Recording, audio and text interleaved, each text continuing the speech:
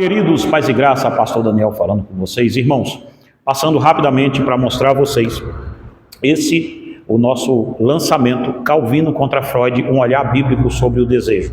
Nós vamos lançar esse livro no dia 18/7/2026. Vai ser aqui mesmo na nossa igreja o lançamento, Rua Lei Benítez dos Anjos, 528, Santa Matilde, Lafayette.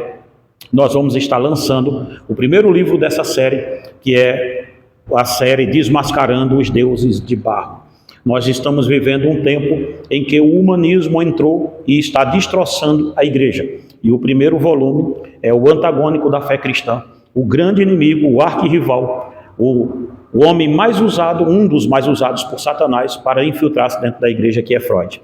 Então, Calvino contra Freud é um livro que você tem que ler, você tem que gostar desse tipo de literatura, porque desse tipo de literatura, a vida da sua igreja, você que é pastor, pode depender de uma leitura dessa. Então, se você já quiser adquirir esse livro em pré-lançamento, fique à vontade, já pode adquirir em pré-lançamento, o telefone está passando aqui, mas no dia 18/7/2026, eu te encontro aqui na nossa igreja em nome de Jesus.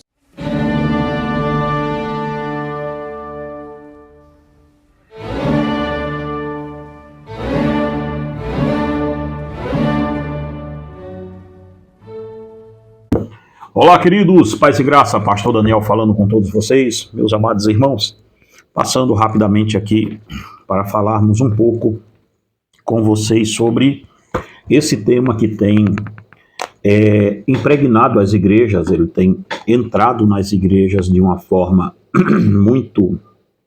muito avassaladora, principalmente nesse período agora dessa explosão de redes sociais. A gente está vendo cada vez mais as pessoas querendo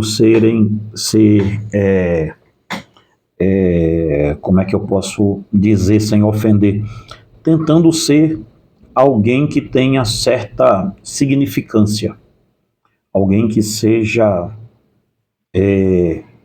praticamente um expert em tudo. Entramos no que eu chamo no livro da robotização do ser, na era da ditadura da resposta, da ditadura daquelas pessoas da ditadura da relevância, essa que é a palavra correta que eu queria achar. Então, basicamente hoje parece que as pessoas não querem ser somente pastores, eles querem ter algo mais em seu currículo e não tem pecado nenhum, irmãos, a pessoa estudar. O ruim é quando a pessoa estuda uma cosmovisão que se baseia em pressupostos, em axiomas totalmente destrutivos para a fé e traz isso para dentro da igreja como se você vestisse um jaleco de científico em alguma coisa, só por isso resolve o problema. E esse é o problema da questão terapêutica da psicanálise e da própria psicologia em si, dentro dos portões da igreja. Está cada vez mais complicado, muito complicado mesmo. Eu tenho um livro sobre introdução apologética, que agora eu não sei onde ele está por aqui. Me empresta aqui, isso mesmo. Aqui. Ok. Esse livro aqui, se eu fosse você, lia ele, tá? Porque é um livro sobre apologética muito bom, é uma introdução à apologética. Meu livro grande de apologética mesmo, ele tem 300 e poucas páginas. Esse aqui, eu fiz uma introdução dele rápida com 73 páginas, que é para você entender um pouco de apologética vantiliana e entender os motivos pelos quais nós não nos rendemos ao integracionismo da psicologia e da questão bíblica. Não dá para você linkar uma coisa com a outra, ela é incompatível demais. Basta ver dentro do nosso campo de linha reformada o próprio Jay Adams e outros. O Jay Adams é quem pega o pensamento do Vantil, pensamento pressuposicionalismo, e transforma o pensamento vantiliano em questões do aconselhamento noético. É uma coisa sensacional que o Jay Adams faz. Mas nós estamos lançando, irmãos, esse livro aqui, eu quero falar um pouco sobre ele, que é o olhar bíblico sobre o desejo. Calvino contra Freud. Esse livro vai ser lançado agora, dia 18 desse mês, já, tá? Dia 18 desse mês, aqui em Lafayette. Então você já pode adquirir ele em pré-venda, tá? Ele está em promoção em pré-venda. O telefone está passando aqui em cima para você adquirir ele. Fale conosco. E dentro desse contexto de Calvino contra Freud, nós vamos tratar aqui rapidinho para você entender o contexto do livro. Nós vamos tratar nesse livro aqui, deixa eu ver, ok, está aqui. A introdução, o capítulo 2 é Deus está morto. Freud, o sacerdote no altar da religião de Nietzsche, porque o livro, a gente faz um diálogo nos primeiros capítulos do livro sobre Nietzsche, que Freud não nasce com esse pensamento de psicanálise, a psicanálise nasce nos pilares do Übermensch, do homem perfeito de Nietzsche. Então Nietzsche e Freud têm um diálogo muito bacana ali para a gente poder entender os axiomas freudianos. Devemos entender os axiomas nietzschianos, tá? Então, e tem o grande conflito de cosmovisão, capítulo 4, eu mostrando ali porque a nossa cosmovisão e a cosmovisão freudiana não dá, elas não são compatíveis em nenhum momento, desde a primeira sentença de quando Freud começa a escrever. A primeira sentença de confissão de fé de qualquer igreja evangélica, ela não consegue se unir ao pensamento freudiano, seja ela calvinista, seja ela arminiana. Se ela disser que o pressuposto dela é 100% bíblico, já não dá para se unir com isso aqui. E aí a gente fala no capítulo 5 sobre desejo na concepção freudiana versus a concepção calvinista de desejo. E aí vem no capítulo 6, Calvino contra Freud, mesmo ali o embate dos dois. Freud e a ideologia de gênero. Se você não sabe, a ideologia de gênero, ela parte do pensamento freudiano. O Mancusi, ele faz uma coisa interessante, ele interpreta o pensamento freudiano e cria a partir dali a ideia de ideologia de gênero, porque para Freud o ser humano, a sexualidade do ser humano, ela é aprendida, ela não é uma questão biológica. Isso Freud mostra isso de diversas maneiras, e o Mancusi ele só faz uma elasticidade desse pensamento, tá? E aí vem Freud e o Nirvana da Cabala. A gente mostra aqui como Freud, para transcender, para poder chegar ao topo do seu inconsciente, ele usava drogas e etc. E mostramos aqui também que a questão freudiana, ela é um nirvana, ela é uma cabala babilônica, judaica antiga, e que Freud não tem uma coisa científica nascendo. Ele se apropria de um monte de pilares, de conceitos religiosos antigos, e cria a psicanálise sobre uma nirvana e também sobre a cabala e outros pensamentos ali,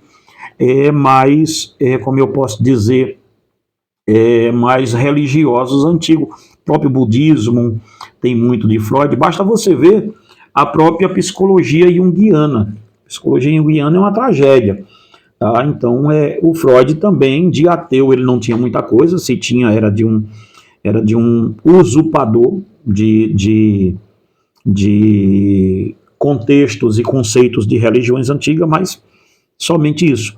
E aqui tem a conclusão. Então esse livro, eu pretendo, ele não é o livro, eu estou escrevendo o livro que chama-se Psicologia, a Religião de Sodoma e Gomorra, e dentro desse contexto freudiano, eu vi a necessidade, porque eu sempre estava vendo o avanço, eu estou vendo o avanço da psicanálise dentro dos portões da igreja.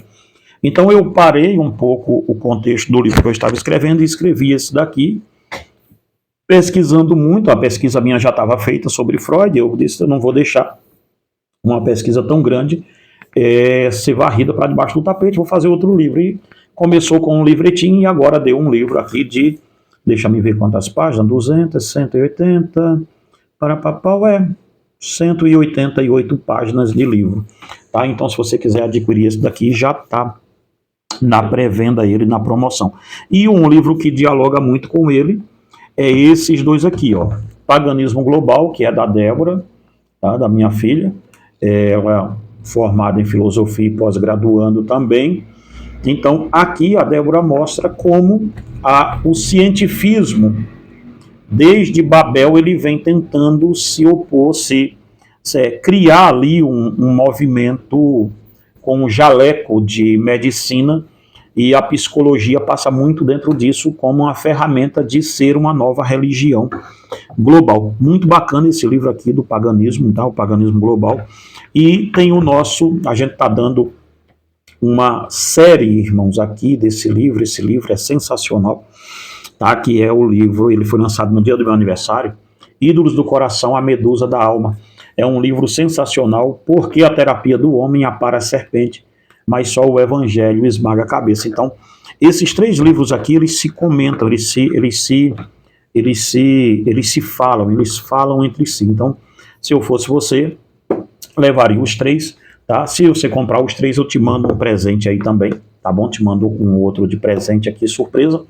Mas adquire esse livro se você gosta desse tipo de assunto, tá bom? E nós vamos falar um pouco hoje sobre a questão das fundamentações da ética de Sigmund Freud e, logicamente, a nossa ética, onde ela se baseia. Porque nós nos esquecemos, irmãos, que o pensamento freudiano, ele parte de premissa, ele parte de axiomas, ele parte de conceitos doutrinários e filosóficos, porque a filosofia, assim como a psicologia e também como o direito, existe dogmas e doutrinas dentro disso. Tá? Então, a questão é, a questão freudiana da ética. Vamos começar por isso aqui. A parte 1, vamos ver as fundamentações da ética de Sigmund Freud. Aonde a ética de Freud se ancora, onde a ética de Freud ela tem o seu ancoradouro. A ética freudiana não é um sistema prescritivo, como os 10 mandamentos, mas sim um sistema descritivo. Freud não diz que deve ser bom, não diz o que deve ser bom ou mal. Ele tenta explicar por que os seres humanos desenvolveram um senso de moralidade, culpa e dever. Sua fundamentação são puramente naturalista e psicológica. Veja bem, só daqui da primeira fundamentação, sem nenhuma agressão, sem nada disso, já dá para a gente perceber que Freud vai partir de uma psicologia, de uma ideia psicológica naturalista, tá? Então, para um naturalista, a ética, ela não é um sistema prescritivo, como nós temos a nossa ética fundamentada nos 10 mandamentos e no Sermão da Montanha.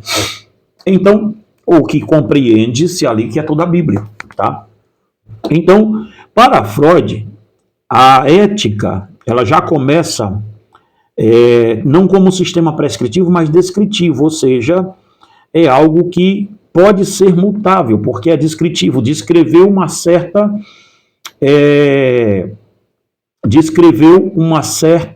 certo período da sociedade, e agora ela se dissolve para criar-se outra ética.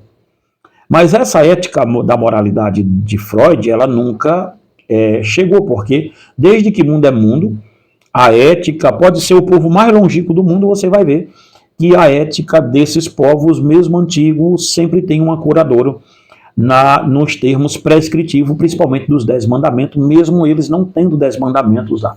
É uma coisa interessante de se olhar, mas que o filósofo ateu não vai olhar nessa dedução. Vamos ver. A origem da moralidade. Superego ou supereu. Para Freud, o ser humano não nasce com uma bússola moral inata. Nascemos com um feixe de pulsões e desejos primitivos em busca de prazer, o que ele chama de id. Veja bem, a moralidade surge num conflito entre o id, que é o princípio do prazer, que é o caldeirão fervilhante que ele tanto fala, e o mundo externo, princípios da realidade. A criança aprende que nem todos os seus desejos podem ser satisfeitos. A moralidade, para Freud, é essencialmente a internalização da autoridade externa. Primeiro, a autoridade dos pais, depois da sociedade, que são professores, líderes religiosos e cultura. Essa autoridade internalizada forma o superego. O superego é a voz da consciência, o nosso juiz interno que nos pune com o sentimento de culpa. Ou seja, para Freud, eu nasço no meu sentido mais lato eu vou nascer cheio de desejos e pulsões, que isso é o normal do ser humano, segundo ele. Isso não é questão para Freud de pecado, isso é a questão do ser humano nascendo. Assim como um animal nasce com feixes de pulsões, assim como o animal nasce com feixes de desejos, assim também é o ser humano. A estrutura do ser humano para Freud é que ele tem o que se chama de neurociência, e o animal nem tanto. Então, aliás, a questão do pensamento e o animal nem tanto. Mas, para Freud, a ideia toda se baseia na questão de que, quando eu nasço com esse processo de pulsões, que é o id, ou id, eu encontro aqui fora um monte de regras que já estão estabelecidas anteriores ao meu nascimento. Então, o meu id, ele quer fazer tudo que der na telha. Mas eu tenho do lado de fora algumas autoridades para viver em sociedade, segundo Freud. Eu estou tentando explicar sem nenhuma, como eu posso dizer a você, sem nenhuma paixão, tá? Para você entender o que é a moralidade para Freud. Então perceba, para Freud, a criança aprende desde cedo que desejos podem ser satisfeitos. O ID dele diz isso. A moralidade é essencialmente a internalização da autoridade externa. Primeiro, a autoridade dos pais, ou seja, a criança quer fazer tudo o que dá na telha, mas ela vai encontrar uma barreira, que são os pais que não vai deixar ela fazer tudo o que ela quer. Depois, mais adiante, ela vai com a autoridade dos pais ainda, e vai encontrar um outro tipo de autoridade, que é a autoridade da sociedade, que são professores, líderes religiosos e cultura. Ou seja, para Freud, a moralidade é a conclusão.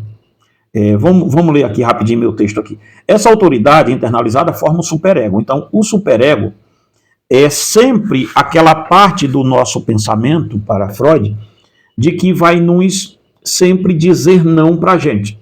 Mas como as pulsões, elas também são inatas em nós, elas querem sair. E o superego, que é formado de autoridade dos pais, da sociedade, que são professores, líderes religiosos e cultura, esse superego diz o nosso id não toda hora. E o não toda hora, a conclusão-chave da moralidade freudiana é isso aqui. A conclusão: a moralidade não é divina nem absoluta. É um construto social e psicológico, um eco internalizado nas proibições e ideais de nossos pais e de nossa cultura.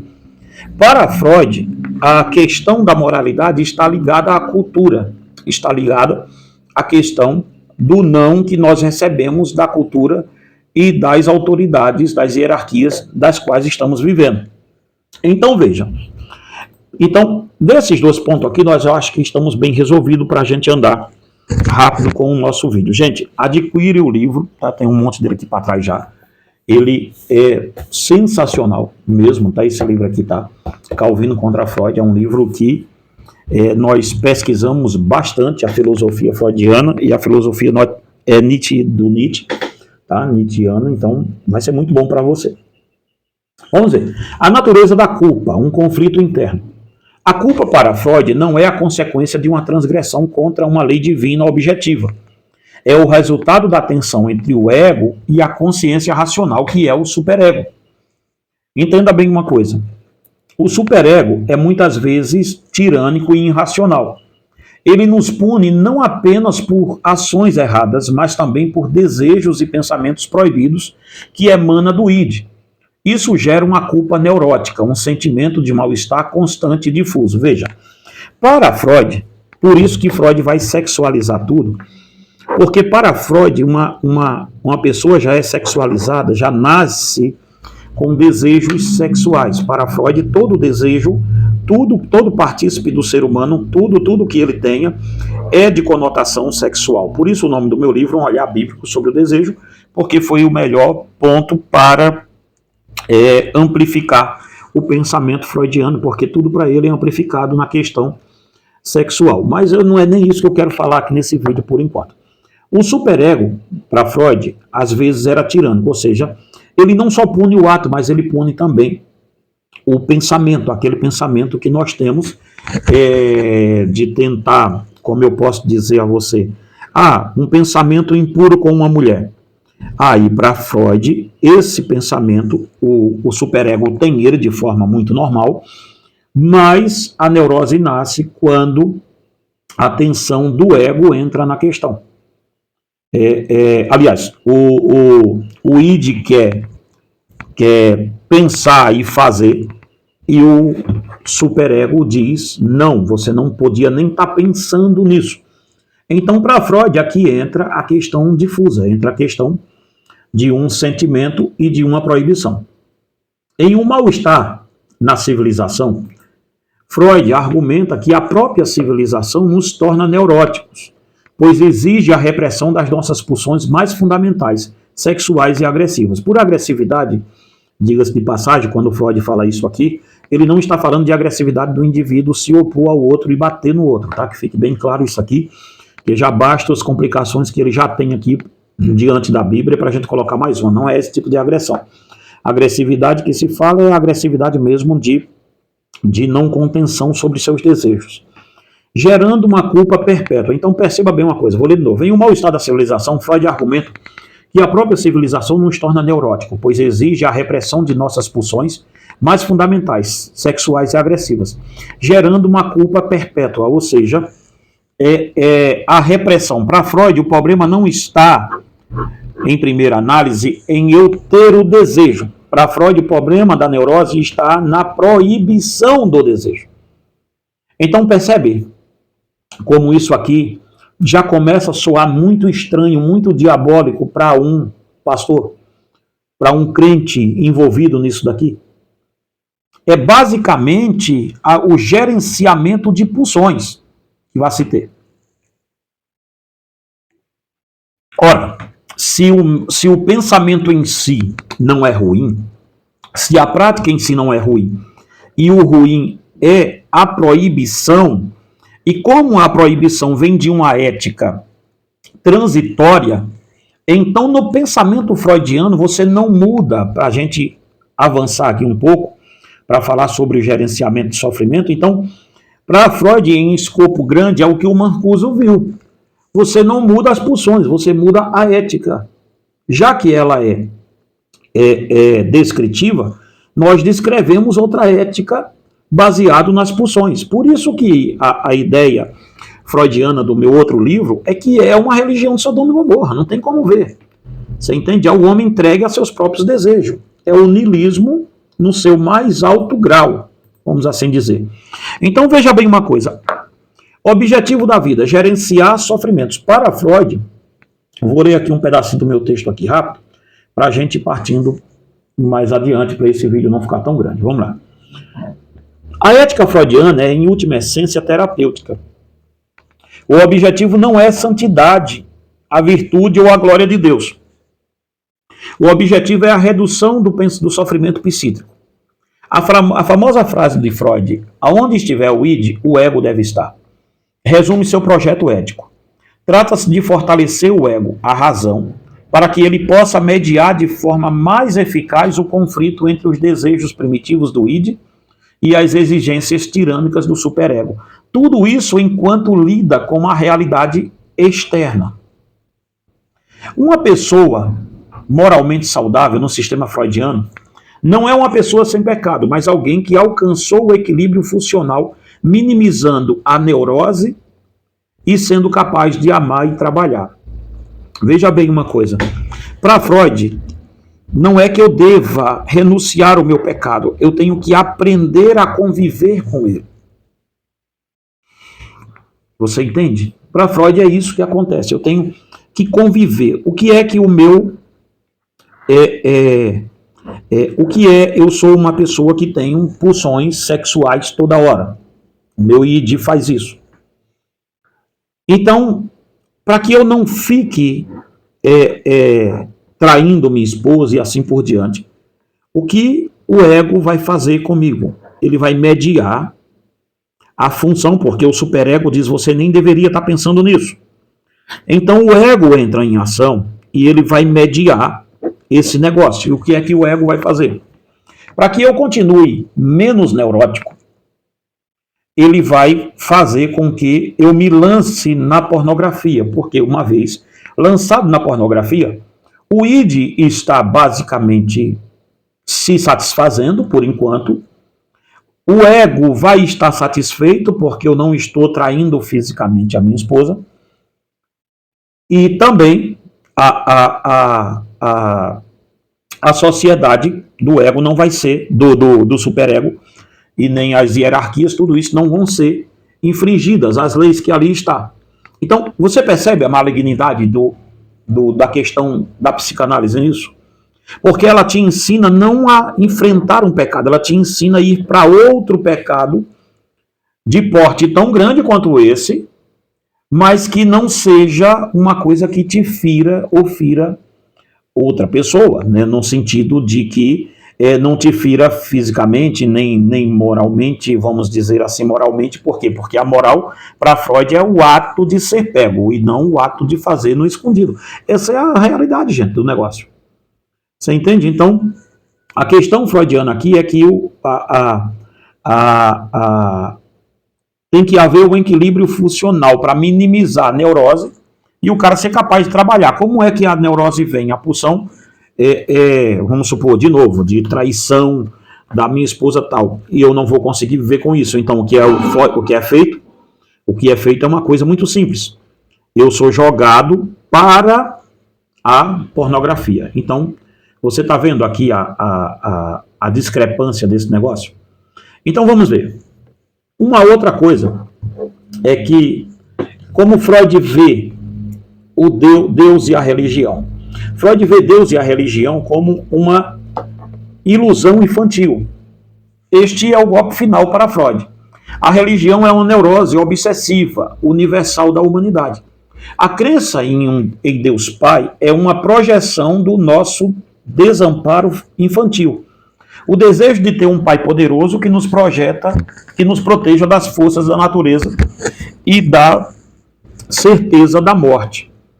Portanto, a moralidade religiosa, baseada em Deus, é a forma mais infantil e neurótica da moralidade, pois se baseia no medo de um pai celestial punitivo e na presença de uma recompensa.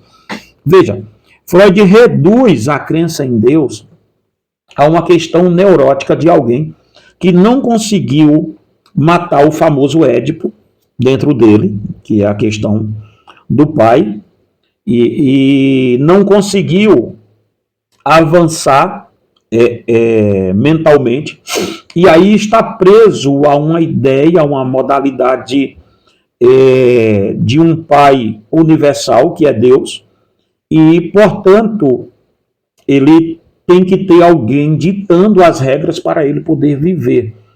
Então, a crença em Deus Pai é a projeção do nosso desamparo infantil. Para Freud, Deus é um ser criado na mente do ser humano, e também a sua ética, a ética de Deus também é uma coisa inventada do ser humano, que vai passar, vai permear ali uma ideia neurótica, que se é uma ideia neurótica, ela tem que ser dissolvida, tem que ser trabalhada até o dia da pessoa deixar de acreditar em Deus, porque Deus é, para Freud, uma neurose.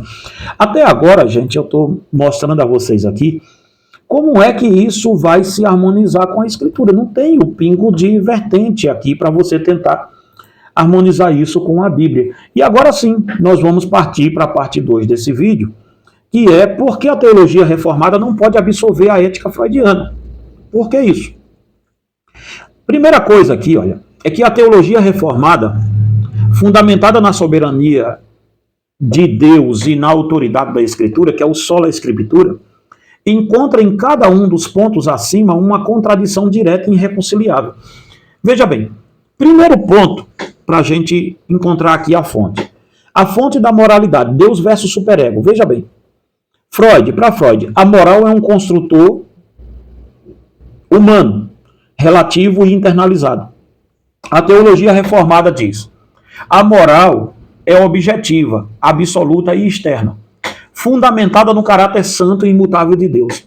A lei de Deus revelada na Escritura e escrita no coração, como diz em Romanos 2. Não é um eco da autoridade paterna, mas um reflexo da própria santidade do Criador. Tentar conciliar os dois é afirmar que a santidade de Deus é apenas uma projeção de autoridade do pai de Freud. Isso é uma blasfêmia em si. Então, você percebe que no primeiro ponto, objetivamente, já não dá para você colocar essas duas coisas no mesmo lugar. O ponto 2. A natureza do homem. Animal pulsional versus imago Dei, ou homem caído. Veja, Freud, o homem é um animal evoluído, movido por pulsões de sexo e agressão. Sua racionalidade é um desenvolvimento tardio para gerenciar esses impulsos. A teologia reformada. O homem foi criado à imagem e semelhança de Deus, a imago Dei, com dignidade, propósito e uma natureza moral. O problema não é que somos animais que precisam ser civilizados, mas que somos portadores de uma imagem de Deus em rebelião. A doutrina da depravação total ensina que o pecado afetou cada parte de nosso ser, intelecto, vontade e emoção, nos inclinando para longe de Deus, e não que somos meramente vítimas de pulsões do inconsciente. Então, você percebe aqui, quando você coloca a teologia reformada alinhada com o pensamento freudiano, ou você tem que abrir mão de um, ou tem que abrir mão de outro, porque dizer que você consegue conciliar os dois, é no mínimo uma incúria intelectual. Você entende? É no mínimo uma incúria intelectual. É no mínimo uma desídia, é no mínimo qualquer coisa nesse sentido. Você entende? Então veja bem, a natureza da culpa, neurose versus transgressão real. Veja como Freud coloca. Freud, a culpa é um problema psicológico a ser gerenciado ou dissolvido pela análise. A teologia reformada diz, a culpa é a condição legal e espiritual real. Veja, Freud diz que a culpa é o problema psicológico a ser gerenciado e dissolvido pela análise. Foi o que vimos aqui agora há pouco. Teologia reformada diz, a culpa é uma condição legal e espiritual real. Somos culpados diante de um Deus santo porque transgredimos sua lei perfeita. A culpa não é um sentimento a ser aliviado, mas uma sentença a ser perdoada. A solução freudiana, entender a origem da culpa, é como tentar apagar um incêndio real analisando a psicologia do alarme de incêndio. A solução reformada é justificação pela fé. Cristo paga a dívida e a culpa é removida pela graça. Você entende a objetividade das duas? E aí vem aqui mais, vamos lá para a gente chegando ao final. O objetivo da vida é eudemonismo versus sólida e glória. Freud, o objetivo é o bem-estar do eu. Eudemonismo. A busca da felicidade através do equilíbrio psíquico. É um projeto fundamentalmente antropocêntrico, o projeto de Freud. A teologia reformada. O fim principal do homem é glorificar a Deus e gozá-lo para sempre. Soli Dei glória. A vida não é sobre autorrealização, mas sobre submissão a Deus e a santificação. A felicidade, gozo, é uma consequência de glorificar a Deus, não o objetivo em si. O projeto é radicalmente teocêntrico. Veja, Freud vira o homem para dentro dele mesmo, para tentar lidar com suas próprias mazelas e seus pecados, sem dizer que aquilo é pecado, mas que são pulsões, e o homem fica nesse aspiral, nessa circular, e a teologia reformada aponta o homem para fora de si, que a solução está fora, está em glorificar a Deus e gozá-lo.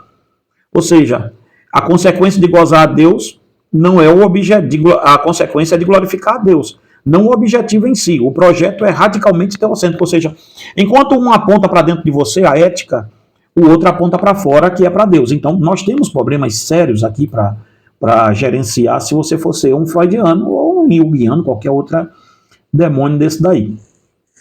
A solução para a condição humana, análise versus regeneração. Veja, para Freud, a salvação vem do autoconhecimento, do fortalecimento do ego através da psicanálise. É uma obra do homem. A teologia reformada. A salvação é uma obra sobrenatural e soberana de Deus.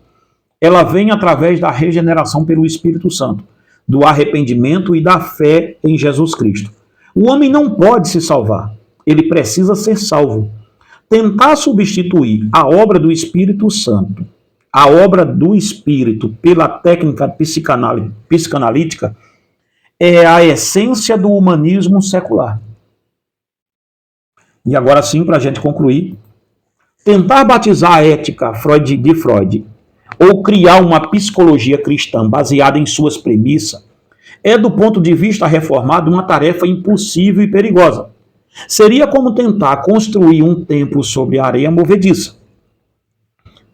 Teologia não pode, nem de longe, absolver a fundamentação ética e antropológica de Freud, pois ela é, em sua raiz, uma cosmovisão secular, materialista e fundamentalmente anticristã, que oferece um diagnóstico e uma cura radicalmente oposta ao Evangelho. Então, querido, se você chegou até aqui, eu peço a você, já comece a fazer o seu pedido sobre um olhar bíblico sobre o desejo, Freud contra Calvino. Esse livro está sensacional, ele vai ajudar demais você que é um estudioso nessa área, você que é um conselheiro bíblico, 100% bíblico, vai ser assim uma coisa de doido para você, tá? E se você quiser adquirir os 3, eu te mando um presente junto aí, então ele vai estar em promoção de lançamento, depois desse mês do lançamento ele volta pro preço dele normal, tá?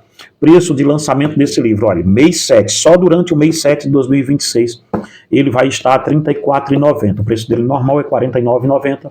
Ele vai estar a R$ 34,90. Então, se você quiser adquirir, o telefone está passando por aqui em algum lugar. Então, ajude a gente aqui, tá? Nosso canal não é monetizado. Um jeito bastante único de você ajudar a gente é adquirindo os nossos livros. Queridos, se você chegou até aqui, fica com Deus, fica na paz e todo dia estamos tentando trazer vídeo aqui bons para esse canal. Nosso canal, ele é 100% pressuposicionalista, tá? Cornélio Vantil aqui na veia. Vamos começar a próxima semana também uma série de estudos sobre apologética. Vai ser, assim, uma coisa fantástica aqui. Fique com Deus. Deus te abençoe e te guarde em nome de Jesus. Olá, queridos e amados irmãos, paz e graça da parte do nosso Senhor e Salvador Jesus Cristo. Queridos, antes de você ir para esse vídeo, eu quero apresentar a vocês 3 livros, 2 são lançamento da nossa editora, tá? Um é A Ansiedade e Sua Origem Pecaminosa. Esse não é um lançamento, esse já é um livro que sempre esteve aqui conosco, tá? Mas a gente está recapitulando ele para você não esquecer. Ansiedade e Sua Origem Pecaminosa. A ansiedade é compatível com a fé cristã? Então aqui nós tratamos muito bem sobre esse assunto de ansiedade, tá?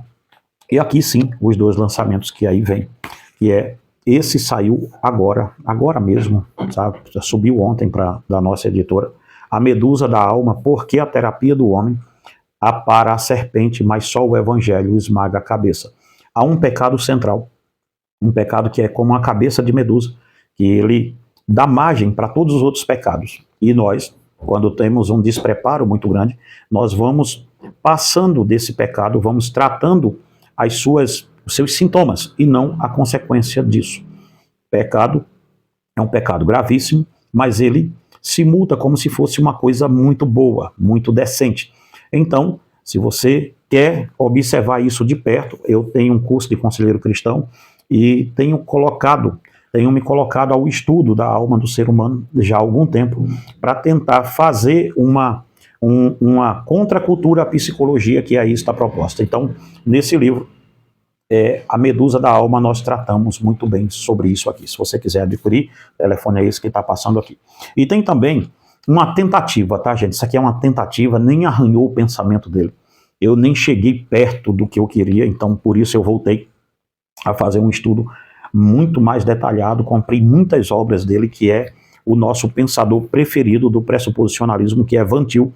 Mas esse livro aqui, Introdução à Apologética Cristã, é um livro que eu escrevi baseado no conceito pressuposicionalista 100% vantiliano, e como Vantil vê e como dialogava com esses pensamentos humanistas que tentam entrar dentro da igreja.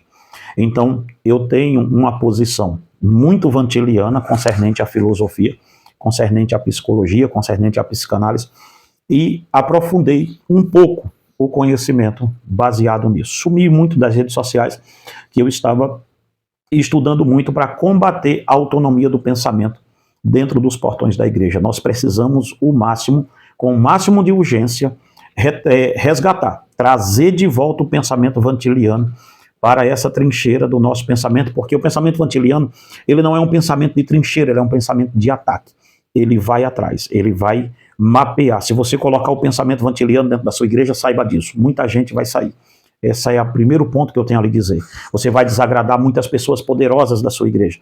Por quê? Porque ele vai rastrear, ele vai lastrear tudo na palavra de Deus, vai rastrear tudo aquilo que não é da palavra de Deus. Então, o pensamento vantiliano precisa urgentemente ser resgatado dentro das nossas igrejas para ontem. Para ontem. Nós precisamos recolocar Vantil no topo do pensamento dos seminários teológicos, dos cursos de conselheiro bíblico. O nosso curso de conselheiro bíblico, ele é 100% pressuposicionalista, não tem nada de psicologia mundana nele, não tem nada de psicanálise nele, não existe diálogo, gente, com a gente, esse tipo de gente.